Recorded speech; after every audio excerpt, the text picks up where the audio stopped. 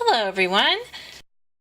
You probably already saw in the thumbnail, but just a fair warning, this is going to be a bit of a long video.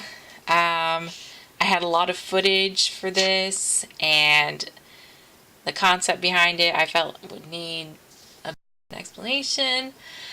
So I hope you sit back and relax and enjoy the video. Okay, so this picture was actually, it was supposed to be a contest entry for the artist on YouTube named Lemia Crescent. She posted the contest in early August and I was super pumped. I got on board with brainstorming. I had an idea, and then lo and behold, I got trigger finger. I'm trying not to mention this as often as I have, but this will probably be the last time I mention it because I'm I'd say about 90% healed from it now.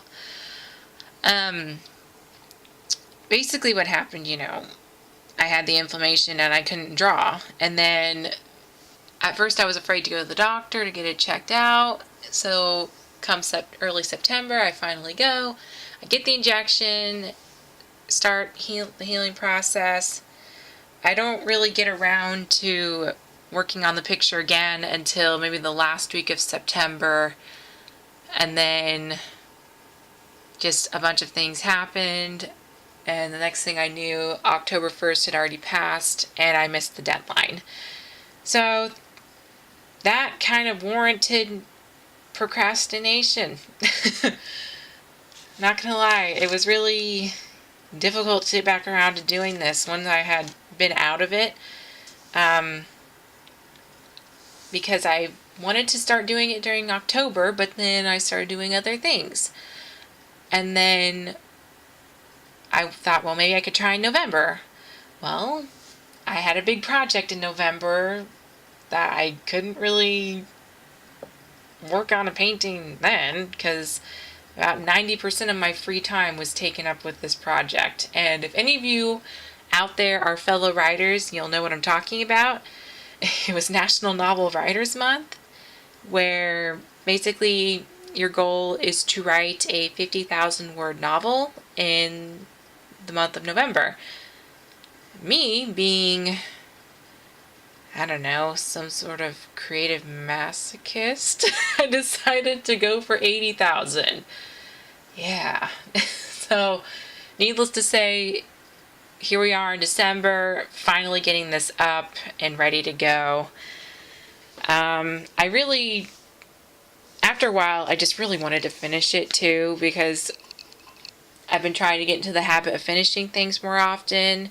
I don't like it when I don't finish projects because it had been really bad before, so I've been trying to kick that.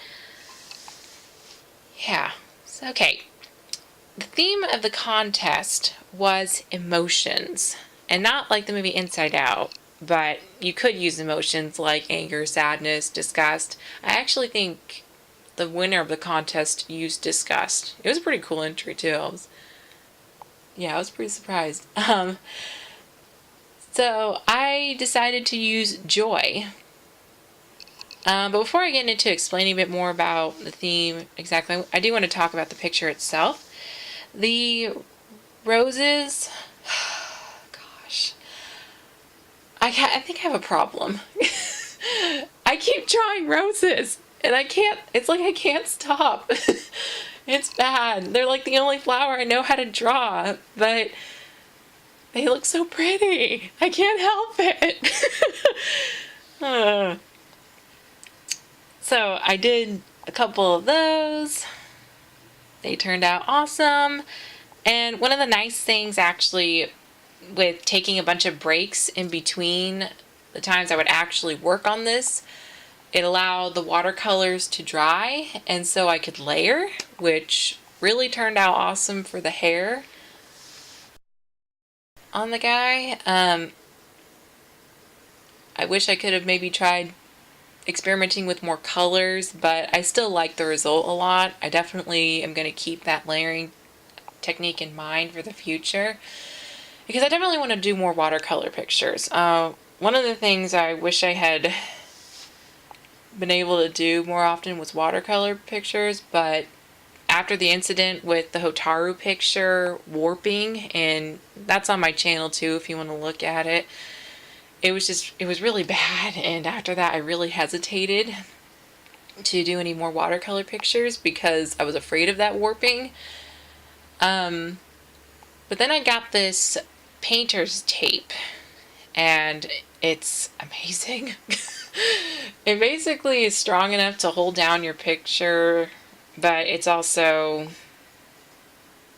not too harsh that it would rip your paper once you take it off. Okay, so back to the theme.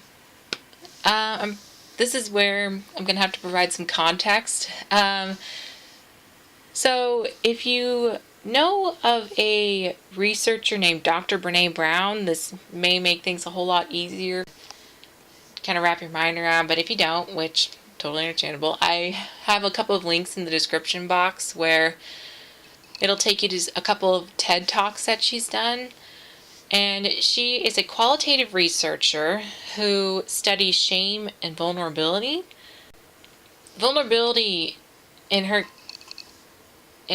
research is basically this idea of allowing yourself to show up and be seen. You know, it's exposing yourself to kind of the unknown, and it's not a matter of being weak, because when you're weak, you're not doing those things. You're closed off. I guess you're trying to avoid uncertainty.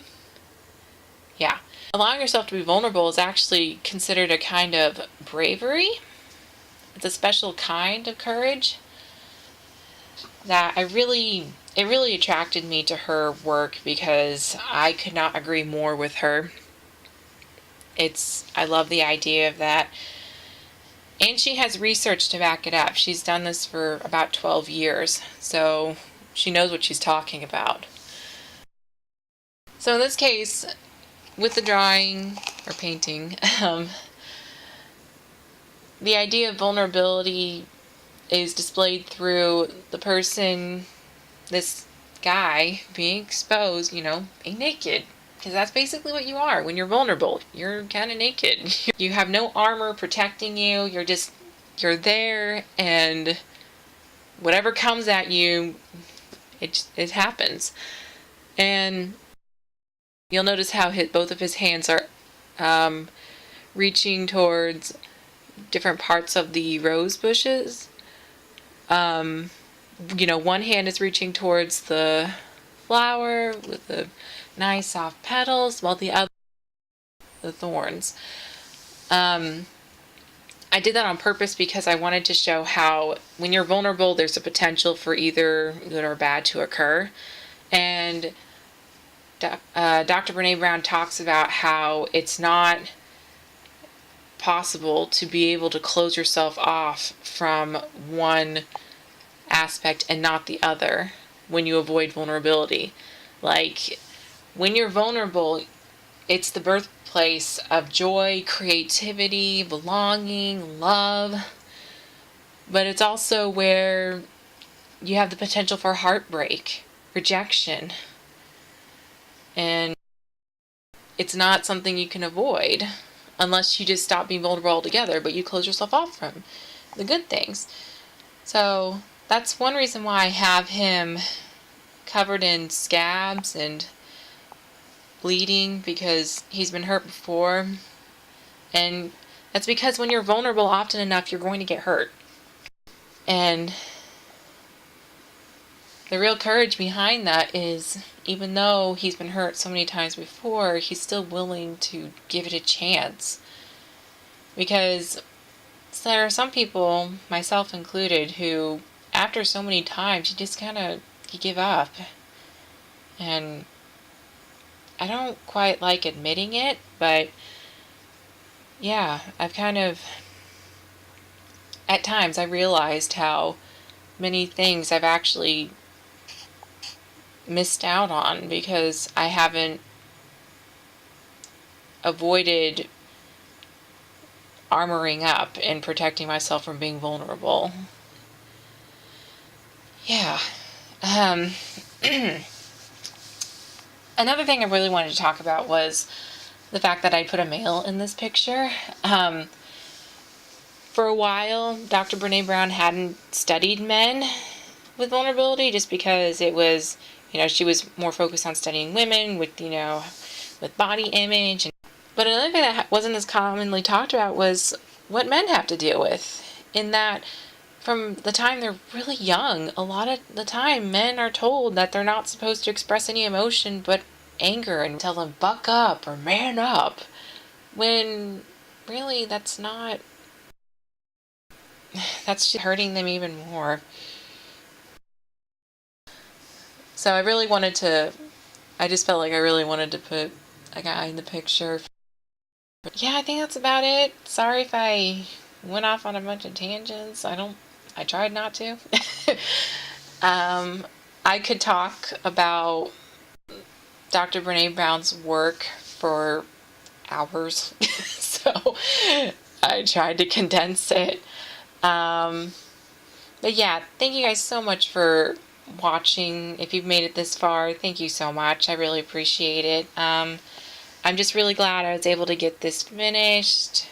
It was a lot it definitely was a process, because I had a lot emotionally invested into this, but I know at the same time, now that I've had some time to get better training my eye and noticing mistakes as an artist, I know I can do better. And I hope you guys will continue on the journey with me.